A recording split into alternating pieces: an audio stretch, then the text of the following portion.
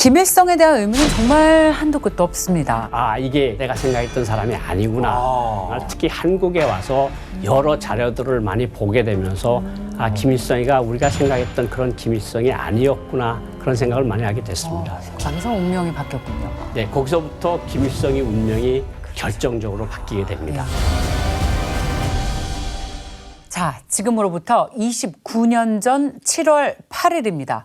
북한에서는 굉장히 충격적인 사건이 벌어진 날이죠. 바로 북한의 김일성이 사망한 날입니다. 저는 이날이 굉장히 생생하게 기억나요. 진짜요? 학생 때였는데 점심시간이었어요. 근데 선생님들께서 갑자기 교무실로 몰려가셔서 TV 앞에 모여 계시는 거예요. 저희에게도 갑자기 뉴스 속보를 틀어주셨습니다. 김일성 사망. 야, 그때 저희가 받은 충격은 갑자기 전쟁이 일어나나? 혹은 갑자기 통일이 되나? 정말 우리도 함께 굉장히 혼란스러웠던 그 기억이 아주 생생해요. 혹시 기억이 나시는지 궁금한데. 저는 3살 때였는데 기억이 없어요. 네, 저는. 네, 근데 이제 뭐 엄마는 엄청 많이 우셨고 당연히 북한에 있는 모든 사람들이 다 울었대요. 네. 그 나중에 미국에서 뉴스 보니까 그거 혹시 연기였나 아니면 이거 안 하면 고문당한가 아니면 진짜 진심인가 이런 그 논란이 있었어요. 어느 정도 그 진심이 있어요. 왜냐면 그만큼 세뇌를 당했기 때문에 대부분은 다 그렇게 진심으로 울 거고 같이 오니까 또 우는 사람도 있을 거고. 무려 46년입니다. 북한을 통치해온 인물이니까 그의 죽음 또한 정말 전 세계적으로 굉장한 사건이었는데요. 북한 내부에서는 위대한 지도자로, 국제사회에서는 학살자, 야심가 혹은 독재자로 그 평가가 지금까지도 상당히 엇갈리고 있습니다. 도대체 김일성, 그 인물, 진짜 정체는 무엇일까요?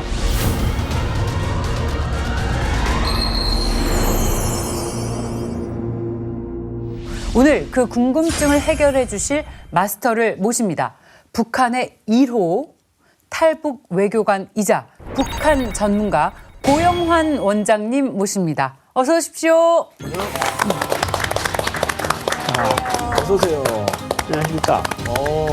저는 북한에서 15년 동안 외교관 생활을 했고요. 한국에 와서 30년 넘게 북한을 들여다보고 있는 고영환이라고 합니다.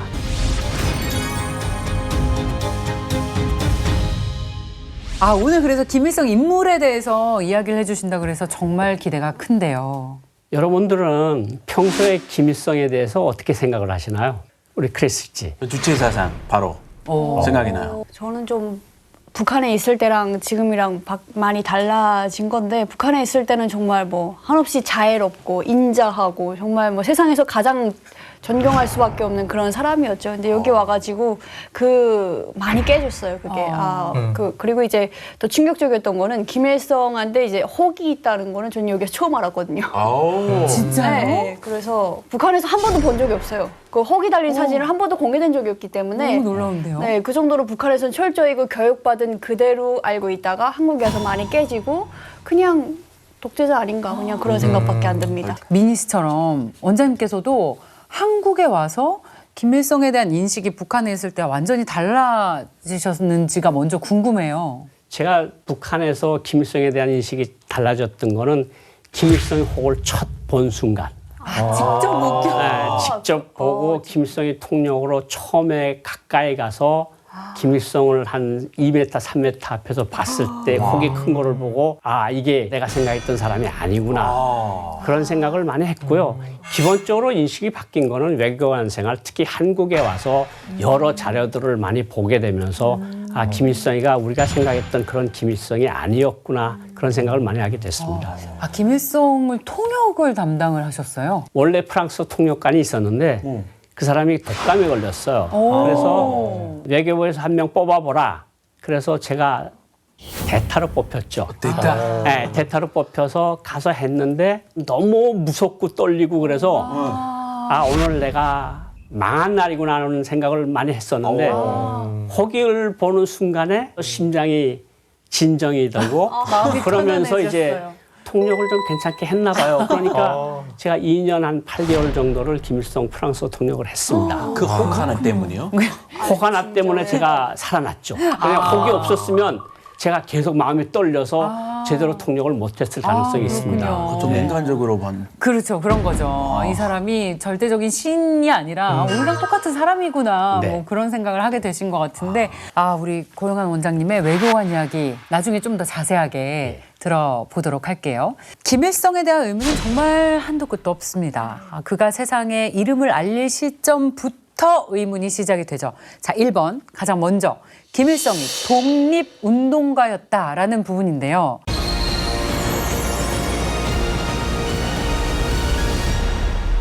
사실 반은 맞고 반은 틀립니다.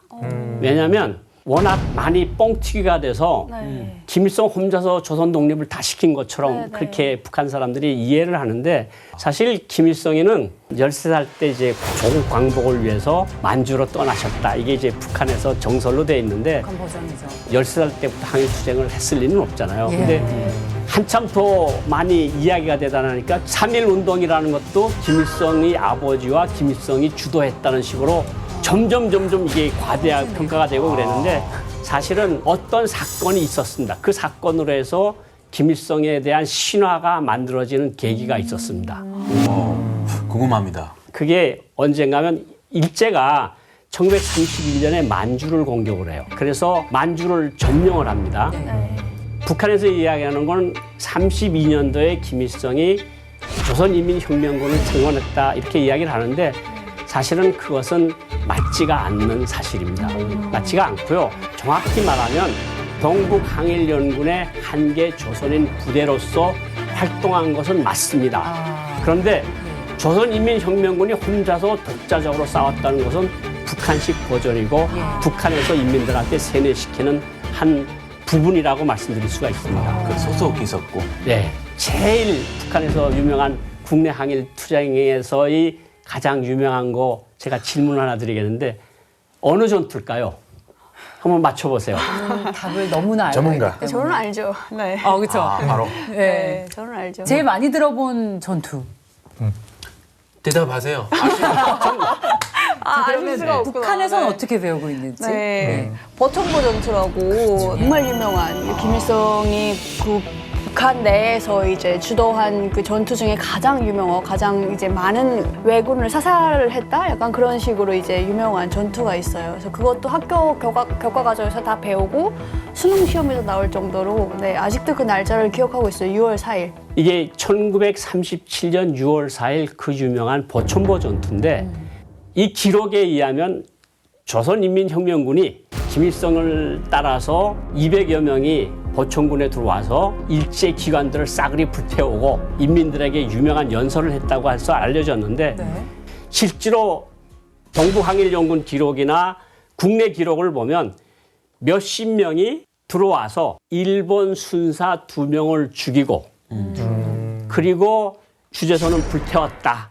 그리고 이제 일체 그 전략 물자, 뭐 식량이나 탄약 등을 가지고 탈출한 거로 그렇게 역사적인 어떤 뭐 정사는 그렇게 되어 있는데 이것이 북한에서는 200여 명이 넘는 조선인민혁명군이 들어와서 얼마를 죽였다는 말을 슬그머니 빼요. 그래서 수많은 적들을 사살을 하고 네, 네. 적 통치기관들을 불태우고 했다는 유명한 연설이 있습니다. 그 유명한 연설이 바로 조선혁명박물관 이런 데랑 들어가면 딱 정면에 붙어 있는 나오는 사진입니다. 네. 저게 김일성이. 보천군 사람들을 모아놓고 조선인민혁명군 사령관이라고 하는 김일성이가 무슨 연설을 했다 그러는가 하면 조선은 살아있다. 일제의 머리 위에 불을 지르라. 이렇게 연설을 했다 그래서 저거는 북한 사람이라면 저 그림을 모르는 사람이 없습니다. 저게 김일성의 항일무장투쟁의 신화가 시작된 바로 저 그림입니다.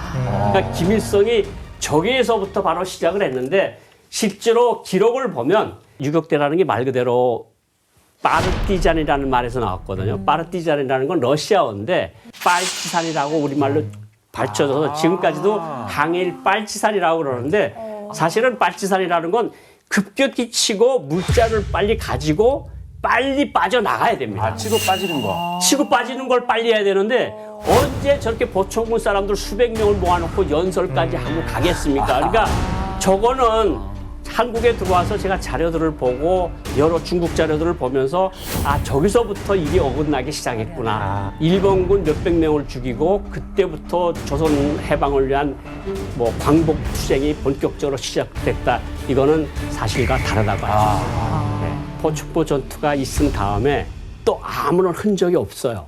흔적이 없다가 그때 중일전쟁이 1937년도에 발발을 합니다. 공식적으로.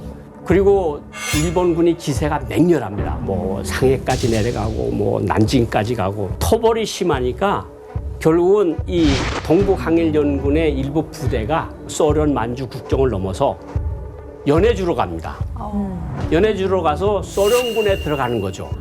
그때 소련에 넘어가서 작성했던 이력서가 지금 보시는 것처럼 저런 이력서가 나오는데 저걸 이제 출생 지역부터 나이부터 중국 공산당에 입당한 날짜부터 어떻게 돼서 소련을 넘어오게 됐는지에 대한 구체적인 내용들이 저기 다 있습니다. 그러니까 조선인 부대가 40년, 41년 사이에 극동으로 넘어가서 88 저격 보병여단에 있었던 것은 사실로 보이고 대의로 있었던 것도 사실로 볼 수 있다. 이렇게 말씀을 드릴 수가 있습니다. 근데 어떻게 소련군이 될 생각을 했을까요? 김일성이 당시에. 만주는 일제가 다 강점하고 중국 내륙으로 가기에는 너무 멀고 그러니까 만주 쪽에서 일정한 활동을 했으니까 뭐 만주에서 연해주는 금방이거든요. 그러니까 국경만 넘어가면 일본 추격에서 벗어날 수 있으니까 아마 그래서 소련으로 넘어가서 소련군에서 스탈린이 지시를 해서 조선인 부대를 만들어 주라 그래서 만든 것으로 그렇게 추정이 됩니다. 거기서 운명이 바뀌었군요. 네, 거기서부터 김일성의 운명이 결정적으로 바뀌게 됩니다. 스탈린이 북한 사람을 필요했고 예. 그때 놓았고. 그렇죠. 저희가 지난번에도 6.25 전쟁에 대해서 자세하게 살펴봤었잖아요. 그 전쟁을 계획하고 자신의 권력을 공고히 하기 위해서 남한의 공격으로 전쟁이 시작됐다고 북한 주민들을 세뇌시켰습니다. 7월 27일 정전 협정일을 전승절로 왜곡을 하기까지 합니다. 그러니까 6.25 전쟁이 김일성의 유일 지배 체제를 확고히 하는데 결정적인 역할을 합니다. 1945년도 들어왔을 때 한 게 대위거든요. 근데 국내에는 벌써 남쪽에는 박헌영이라는 인물이 있었고 북쪽에는 조만식이라고 하는 독립당 당수가 있었고 근데 왜 소련군 25군이 왜 김일성을 북한 지도자로 세웠을까? 아무래도 소련군에 있었으니까 자기네 말을 가장 잘 듣지 않겠습니까? 그러니까 김일성이 그때 젊은 나이에 33살의 나이에 북한을 질 수 있었던 거는 북한에서는 김일성이 가장 젊었고 가장 말을 잘 듣고 소련군 군사 지휘를 가지고 있으니까 가장 만만했구나. 만만했죠. 그렇죠. 제일 만만했죠. 그래서 김일성으로서는 이제 내가 한반도를 얼마든지 통일할 수 있겠다. 그래서 6.25 전쟁을 일으킵니다. 그래서 6.25 전쟁이 결국은 김일성의 어쨌든 그 어떤 정치적 야심에서 출발한 그 전쟁이라고 말씀을 드릴 수가 있습니다. 그렇죠.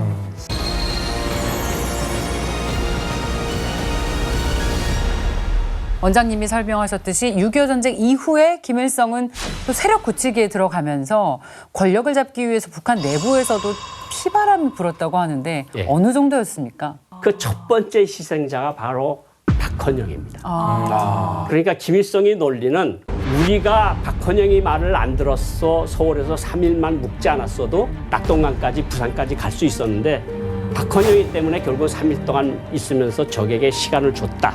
이런 거거든요. 그래서 53년 8월 달에 박헌영을 비롯한 남로당 출신들을 반당 반혁명 간첩 분자로 몰아서 처형을 합니다. 이게 첫 번째 남로당파를 숙청을 하고요.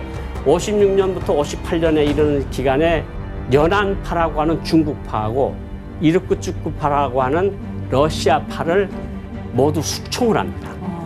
근데 여기서 끝이 나질 않습니다. 이게 1967년 4월 달에 국내 빨치산파를 제외한 국내파, 일명 갑산파라고도 하는 박금철이를 비롯한 사람들을 제거를 합니다. 이게 마지막에는 국내파를 싹 다 없애버립니다.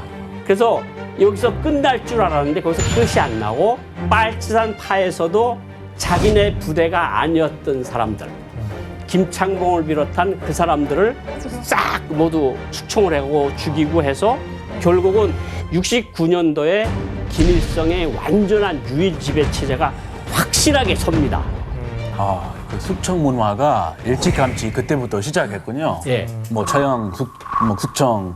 그게 결국은 아버지, 할아버지로부터 배운 거를 지금 그 손주가 하는 것이 아니겠습니까? 저는 이렇게 생각을 하는데 어쨌든 김일성으로서는 권력이 욕심이 자꾸 커지니까 내가 아들한테도 정권을 넘겨줘야 되겠는데 다른 소리를 하는 사람들은 일체 없애버려야 되겠으니까 차례차례로 남로당부터 시작해서 숙청해서 72년도에 결국은 헌법까지 개정을 해서 조선민주주의인민공화국 주석으로 등장을 합니다. 그래서 김일성 주석이 되는 거군요. 당시에 살고 있었던 북한 주민들은 얼마나 공포스러웠을지 저는 감히 상상도 못합니다. 일반 주민들이 느낀 공포보다 엘리트 계층이 느낀 공포가 훨씬 큽니다. 왜냐하면 박금철, 김창봉 이런 사람들을 다 숙청했다 그러잖아요. 그 사람하고 연결된 사람들은 다 겁을 낸 거죠. 그러니까 어느 순간에 우리도 이제 고등학교 다닐 때 이제 학생이 교무처에서 누구를 불러내와요. 크리스 학생 나오세요? 그럼 모든 학생들이고 선생님이고 창문가에 가요. 수업 시간에도. 그러면 새까만 볼가라는 러시아 승용차가 있어요. 볼가, 네. 그런 차에 2명이 와서 학생을 넣는 거 보면 저 집은 갔구나 이제는.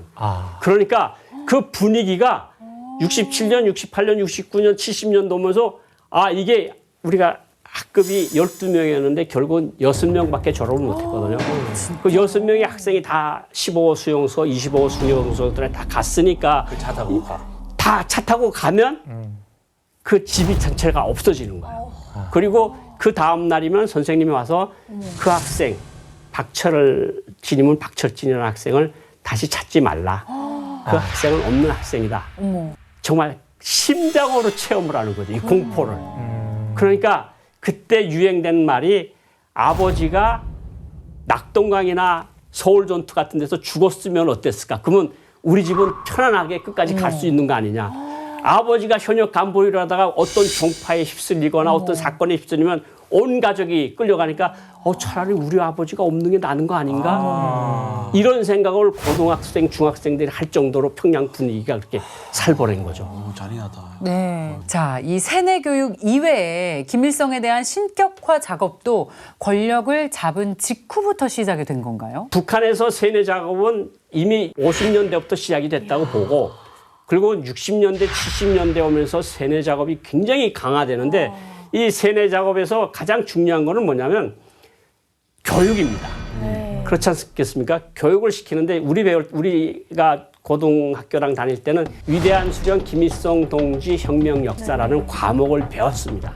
교과서부터 그런 걸 배우는 거예요.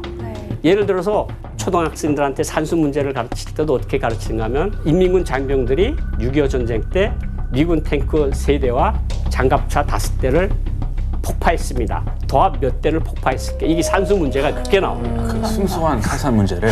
그러니까 아주 그 조그만 어린 학생들부터 이렇게 교육을 시작하니까 너무하네. 모든 과목들에 김일성의 혁명 역사라고 하는 것들이 다 스며들어가 있는 거죠.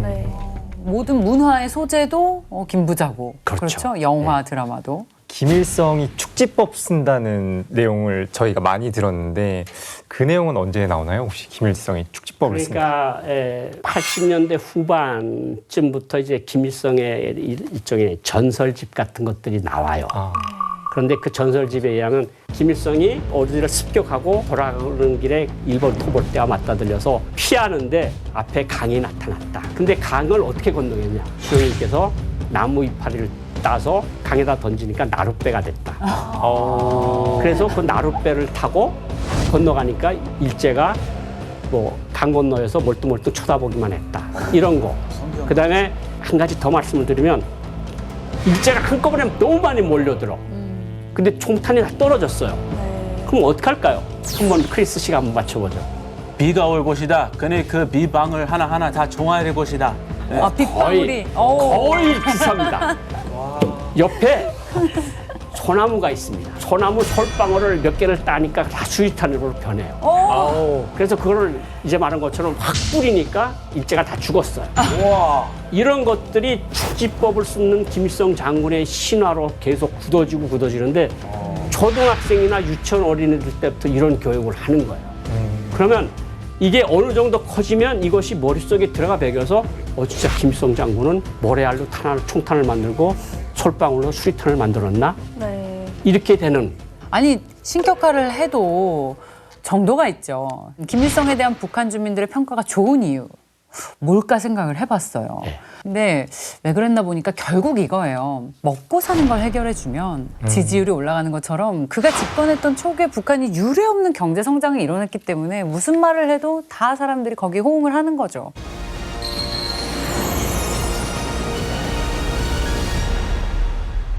저는 북한에서 공부하고 스위스에 가서 외교관 생활을 시작하면서 제일 궁금한 것 중에 하나가 어떻게 1년에 19%씩 경제가 발전할 수 있었을까?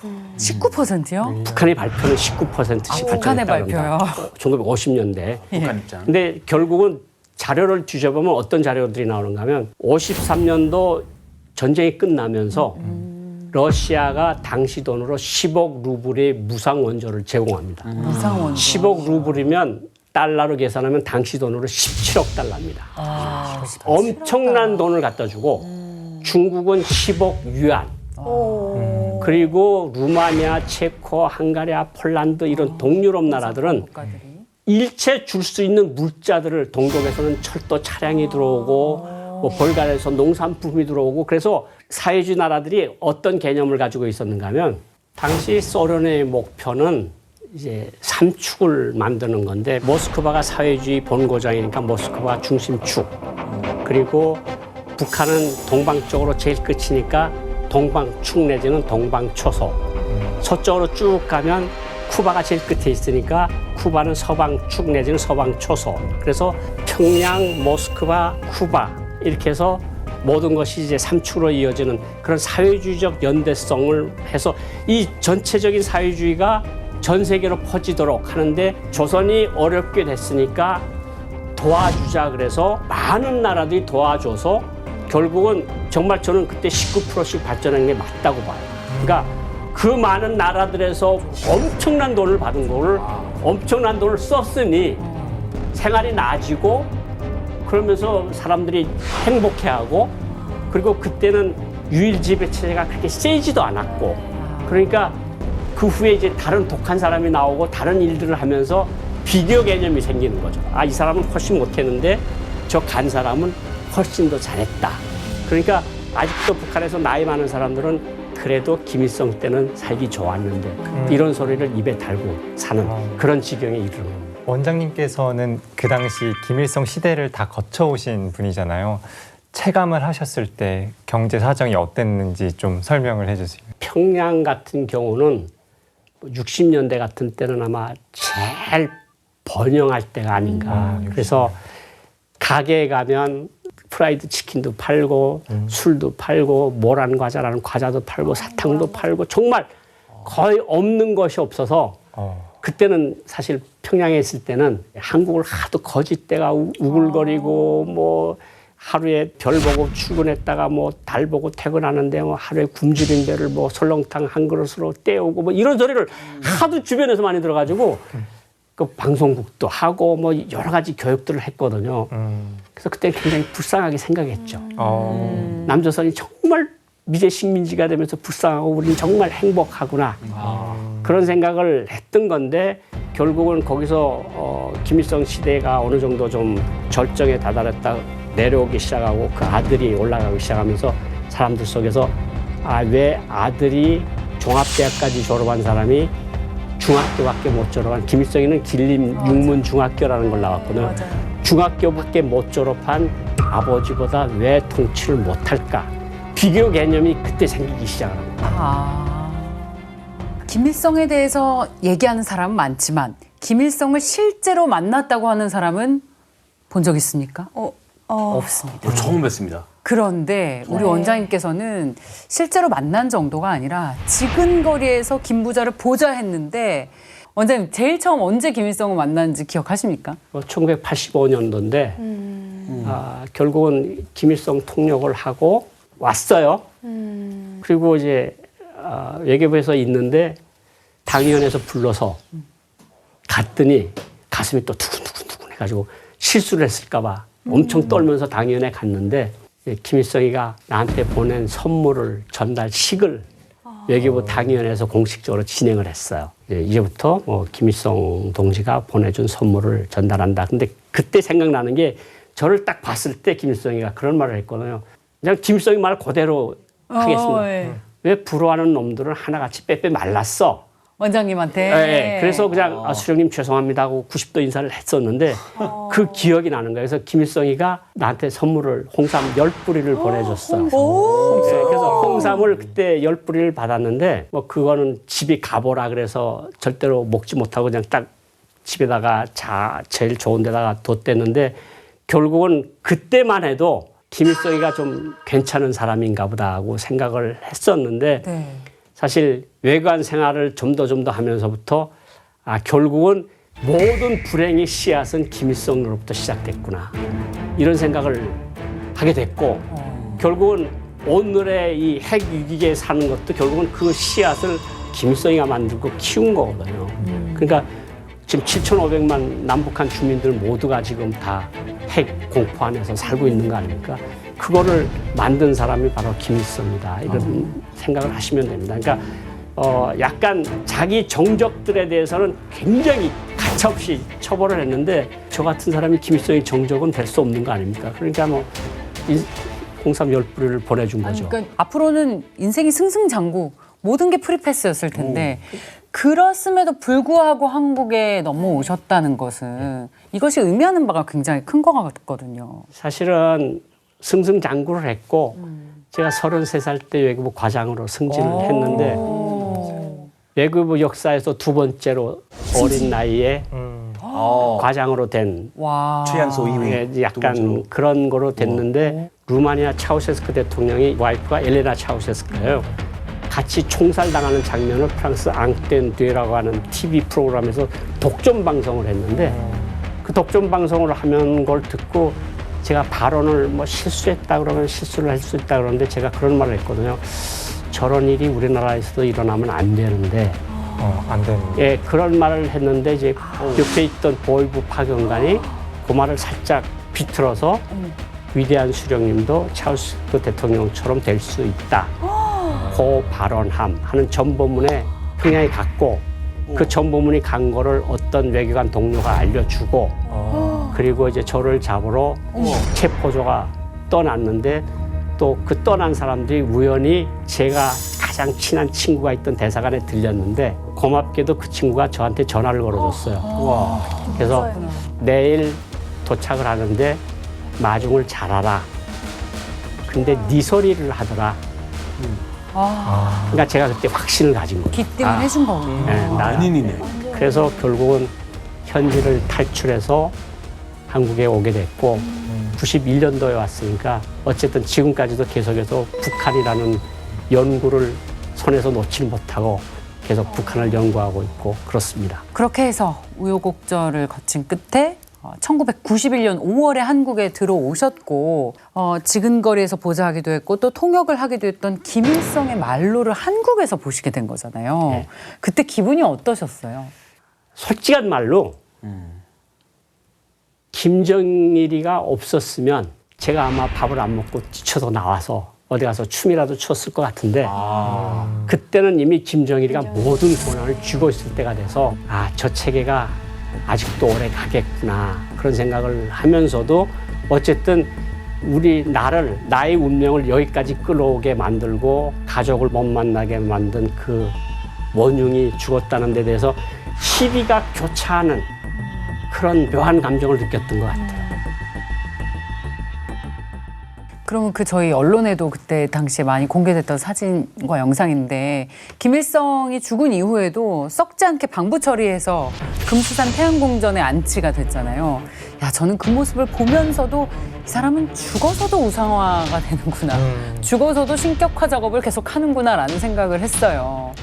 이것도 김일성이 원하고 죽기 전에 이렇게 해라 라고 해놓은 게 아닌가라는 생각이 드는데요. 원래 김일성이는 자기가 죽으면 대성산 혁명열사릉이라고 있습니다. 그 항일빨치산 동료라고 하는 사람들이 죽을 때마다 거기다 묻어놓은 데가 있어요. 근데 김일성은 나는 동지들과 같이 눕고 싶다. 그런 이야기를 했다는데 결국은 죽은 다음에 죽은 자는 말이 없는 거 아니겠습니까? 네.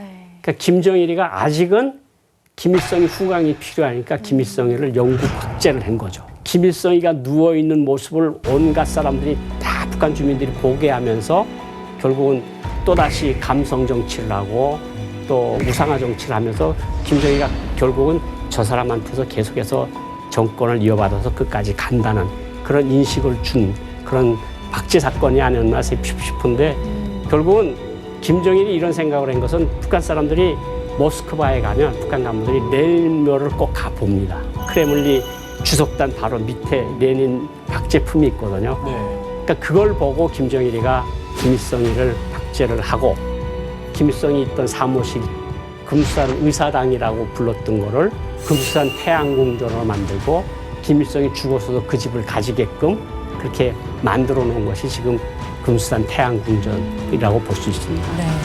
오늘 인간 김일성에 대한 이야기를 들어봤습니다. 정말 신기한 내용도 몰랐던 내용도 많았고 그리고 무엇보다도 생생한 얘기를 들어서 굉장히 귀한 시간이었어요. 박사님 너무 감사드리고요. 오늘 어떠셨는지 궁금합니다.